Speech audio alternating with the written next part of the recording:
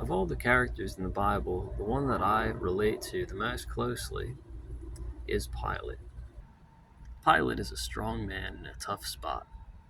The nature of the Roman Empire was to set out little provinces and sort of just take taxes from them, build roads, offer peace, but they didn't really destroy and utterly annihilate their enemies. They converted their enemies to pieces of the empire. Hey guys,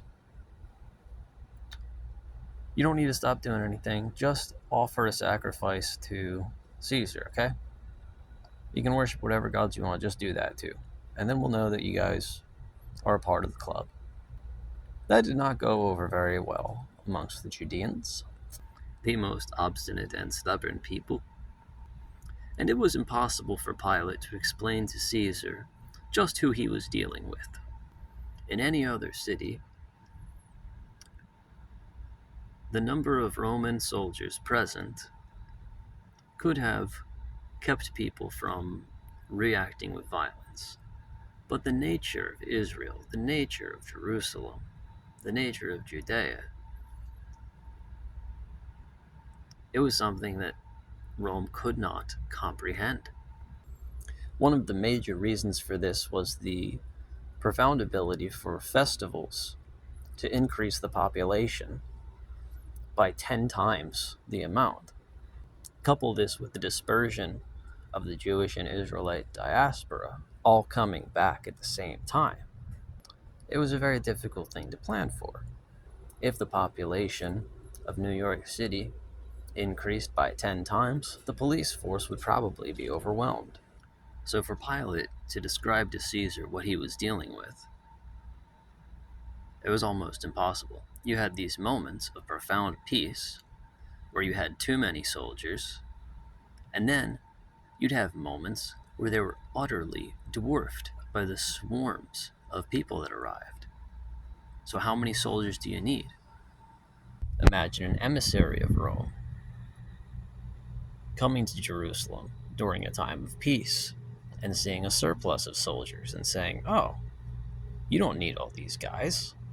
And Pilate frantically saying, "No, I don't need them right now.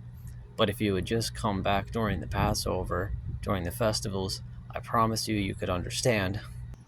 What a complicated group of people he was set to rule over. That is all to say that Pilate was capable of being horribly overwhelmed and alone. The letter of Pilate to Caesar and the explanation of what happened with Jesus is quite interesting. I am inclined to believe that it is true. It is not a piece of scripture, but of history. Although, scripture does reference the letter in the following ways. Scripture notes that Pilate's wife had a nightmare, that Jesus was literally a prophet, a son of God, whatever you'd like to call it, and that she was terribly disturbed and told Pilate that she was terribly disturbed. Now, this is bedroom talk. There is no way for anyone to understand or to see what Pilate and his wife were talking about. If Melania Trump had a nightmare, we'd probably not hear about it. But the letter of Pilate to Caesar makes account of that nightmare, which is the most intimate of details. Only Pilate and only his wife could have known that, and he did write it in a letter to Caesar. Acta Pilati, Acts of Pilate. Google it, I don't know. But the whole interaction with Jesus turns Pilate into a pussy, really. He meets Jesus, he talks with him, he goes and tells the Jews, "Hey, I find no fault with this man. He's good." That didn't last long. Pilate offers, basically, the ancient form of a presidential pardon to Jesus. "No, he's good. Don't worry about it." End of discussion. But of course, the tens of thousands of angry people in the mob threatened him to such an extent that he renounced his word, something that he was not accustomed to doing. This man is a soldier. He is a soldier from Spain.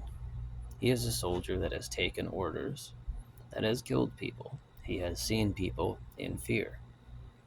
He knows what power is. He knows when to be afraid. He knows what battles he can win. He knows what battles he will lose.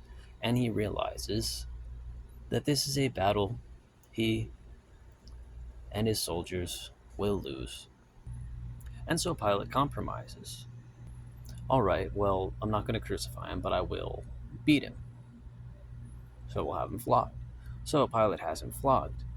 The incentive being, well, at least something.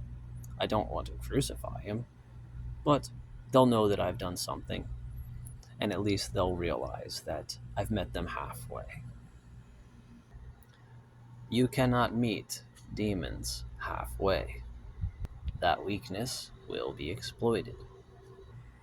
And when Pilate realizes how entirely screwed he is, by the way, the flogging actually inflates the egos because they know that Pilate is listening to them. So they saw that if Pilate was willing to flog Jesus for doing nothing wrong, that Pilate would eventually cave into crucifying him for doing nothing wrong. But Pilate realizes, man, I am absolutely powerless in this situation. And what do strong men do when they feel powerless? Well, they puff up their chests, they find someone more powerless than them, and they act tough. So he gathers his composure and he goes up to Jesus and says, listen, tell me something. Don't you know that I have the ability, that I have the power to give you life or death, to have you crucified or not? That is what men do when they feel powerless. They find someone smaller than them and they act powerful. It's a coping mechanism.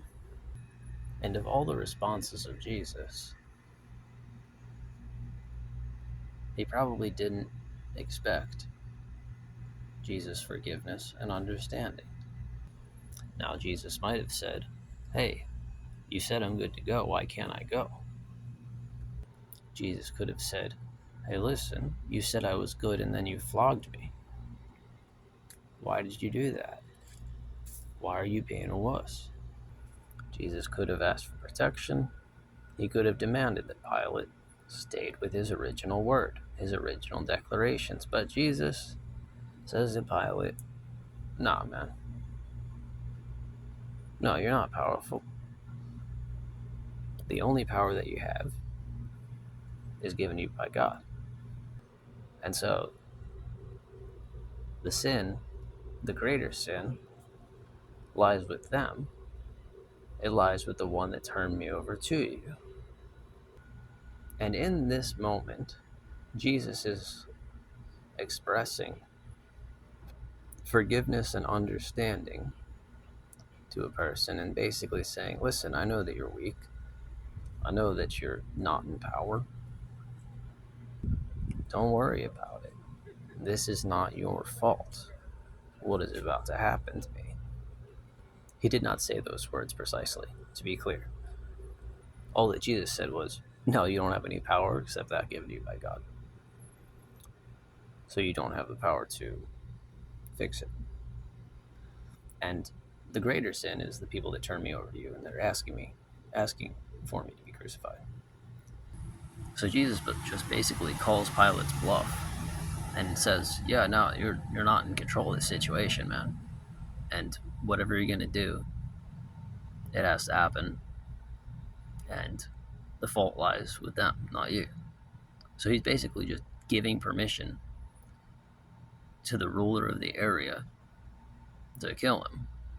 Permission and forgiveness and understanding.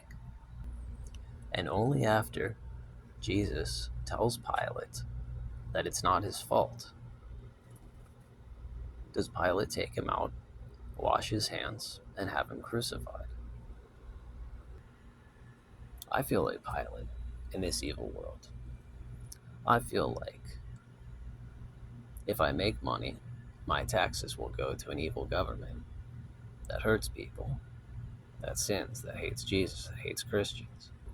I feel like there is nothing good that I can do that does not result in a greater evil. I feel like Pilate, who had to take back his word, who had to allow something evil to preserve his own flesh. I feel like Pilate, and that I just want to remain idle.